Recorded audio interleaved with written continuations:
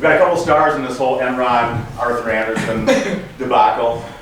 We've got David Duncan, kind of the cowboy accountant from Arthur Andersen's office in Houston. He was the one supposedly auditing the financial statements of Enron. On the other hand, you have, without the cowboy hat, just so we can identify him differently, you have Andy Fastow. He's the CFO of Enron. And the one, Andy was kind of one of the ones in charge of cooking the books. And then David over here is one of the auditors that should have caught that. And I don't know for sure how it all went down. And I'm sure that what I'm doing right now is like an overly dramatic. But I believe that it went down something like this, that Andy was just sitting in his office one day, and then David came in. Hey Andy, how you doing? I'm coming to visit you like I told you. David, what a pleasure. It's always fun to see my favorite auditor. Oh yeah, you betcha. What's been going on with you? Not much, just kind of hanging out doing some work. How's your family?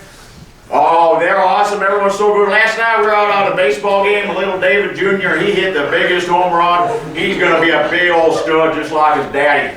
Yeah, that's great, David. So I'm glad to hear things are going well. What can I do for you today? Oh, I can tell you, I'm being the bearer of bad news today now, Andy. I'm sorry, but you got some liabilities on your balance sheet, and well, we think you should actually have some more. We think you're understating some liabilities, overstating some assets, understating expenses. There's some funny stuff going on there, Andy. Funny stuff, understated liabilities. I don't know what you're talking about. This is all really confusing. And no, I'm serious, Andy. It's pretty clear. I mean, you're going to have to restate them financials and everything. We can't let you issue them financials that way. Man, that's a bummer, David. I mean, I was counting on that, on those funds. I've got to take a family vacation, and I've got Christmas coming up and everything.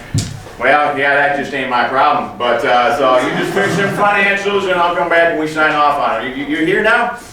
Yeah, I guess so, David. I guess so. All right, send your best to the missus. We'll see you a little later. Hey, David, one more thing before you go. Yeah, what's that? Anything for you, Baca? Well, we were thinking of, we have this big software implementation project coming up. Just forget it.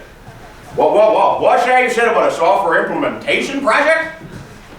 Yeah, we just have to implement a bunch of software. That'd be a pretty big project, 20, 30, 40, $50 million for the firm that helps us implement.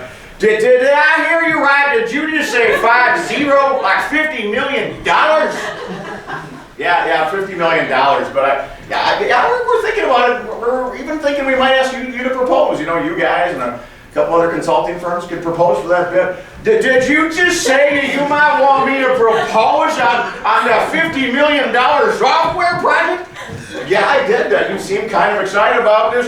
Heck yeah, I'm excited. We're talking. We're doing business now, Andy. Well, I kind of thought you'd like this. I was actually thinking, why should I invite everyone else to propose on this project? We could just give this project to you guys. You're good guys, right? I'm sure you say you're going to give me $50 million project. I would do fantastic work for you, Andy. You give it. Yeah, let's do it. We business, Andy. That's great, David. I thought you'd be excited. How about we meet for lunch next week? We can chat further. Yeah, we go lunch anywhere you want. I buy you the biggest steak. All right, we're going to meet for lunch and we're going to do it. This is so fantastic. I got to go tell my wife. That's great. I thought you'd be excited about that. Oh, you betcha. We be talking soon.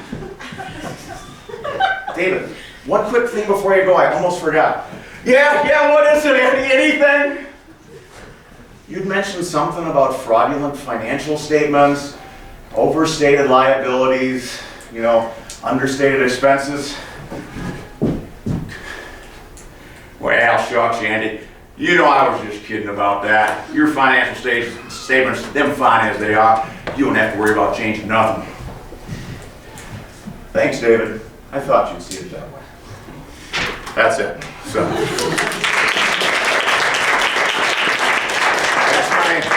Dramatization of the whole Andersen-Enron scandal.